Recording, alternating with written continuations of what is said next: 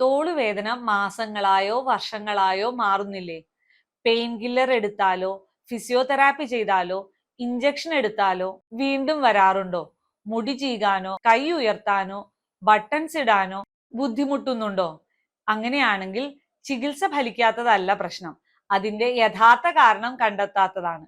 തോളുവേദന വർഷങ്ങളായി മാറാത്തത് എന്തുകൊണ്ടാണ്? പറഞ്ഞു തരാം. തോളുവേദന ഒരു രോഗമല്ല, അതൊരു ലക്ഷണമാണ്. അതുകൊണ്ടാണ് ഒരേ തോളുവേദനയ്ക്ക് തന്നെ പല കാരണങ്ങൾ ഉണ്ടാകുന്നത്. ചിലർക്ക് ഫ്രോസൺ ഷോൾഡർ, ചിലർക്ക് റൊട്ടേറ്റർ കഫ് ടിയർ, ചിലർക്ക് ഷോൾഡർ ഇംപിഞ്ച്മെന്റ് സിൻഡ്രോം, മറ്റു ചിലർക്ക് AC ജോയിന്റ് ആർത്രൈറ്റിസ്, അല്ലെങ്കിൽ കഴുത്തിൽ നിന്നുള്ള സർവൈക്കൽ സ്പൈൻ സംബന്ധമായ റഫേർഡ് പെയിൻ, ഇവയൊക്കെ ആയിരിക്കാം. പക്ഷേ പലരിലും തോളുവേദനയ്ക്ക് ഒരേ ചികിത്സയാണ് ചെയ്യുന്നത്. അതുകൊണ്ടാണ് വേദന വീണ്ടും വീണ്ടും വരുന്നത്. രണ്ടാമത്തെ കാര്യം, MRI റിപ്പോർട്ട് മാത്രം നോക്കി ചികിത്സിക്കുകയാണ്. MRI റിപ്പോർട്ടിൽ ടിയർ കണ്ടാൽ അതുകൊണ്ട് മാത്രമാണ് വേദന എന്ന് വിചാരിക്കാൻ തരമില്ല. അതുപോലെ MRI റിപ്പോർട്ടിൽ ചെറിയ മാറ്റമുള്ള പലർക്കും അതിതീവ്രമായ ലക്ഷണങ്ങളും കാണിക്കാം. ക്ലിനിക്കൽ എക്സാമിനേഷൻ ഇല്ലാതെ MRI റിപ്പോർട്ട് മാത്രം നോക്കി ചികിത്സിച്ചാൽ അതുകൊണ്ട് യഥാർത്ഥ കാരണം വിട്ടുപോകാം. മൂന്നാമത്തെ കാര്യം, വേദന കുറയ്ക്കുന്നതും വേദനയുടെ കാരണത്തെ ചികിത്സിക്കുന്നതും രണ്ടും രണ്ടാണ്. പെയിൻ കില്ലർ, ഇഞ്ചക്ഷൻ മുതലായവ ചിലപ്പോൾ വേദന താൽക്കാലികമായി കുറച്ചേക്കാം.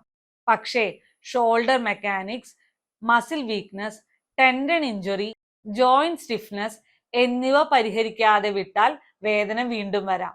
നാലാമത്തെ കാര്യം, വർഷങ്ങളായി തോളുവേദനയുണ്ടെങ്കിൽ തോള് മാത്രം പരിശോധിച്ചാൽ മതിയാകില്ല. കഴുത്തിലെ ഡിസ്കിന്റെ പ്രശ്നങ്ങൾ, ഡയബറ്റിസ്, തൈറോയിഡ് പ്രശ്നങ്ങൾ ഇവയും തോളുവേദനയ്ക്ക് പിന്നിലുണ്ടാകാം.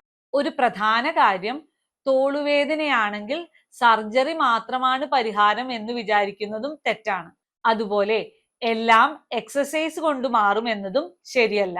വേദനയുടെ സ്ഥാനം, range of movement, muscle strength, imaging findings, കഴുത്തിന്റെ പരിശോധന, രോഗിയുടെ ജോലിയും ദൈനംദിന പ്രവർത്തനങ്ങളും ഇവയെല്ലാം വിലയിരുത്തിയ ശേഷമാണ് വ്യക്തിഗത ചികിത്സാ പദ്ധതി തയ്യാറാക്കേണ്ടത്. ശരിയായ ചികിത്സയെടുത്താൽ വർഷങ്ങളായി ഉണ്ടായ തോളുവേദന കുറയുകയും കൈയുടെ പ്രവർത്തനശേഷി മെച്ചപ്പെടുകയും വേദന വീണ്ടും വീണ്ടും വരുന്നത് കുറയുകയും ചെയ്യുന്നു.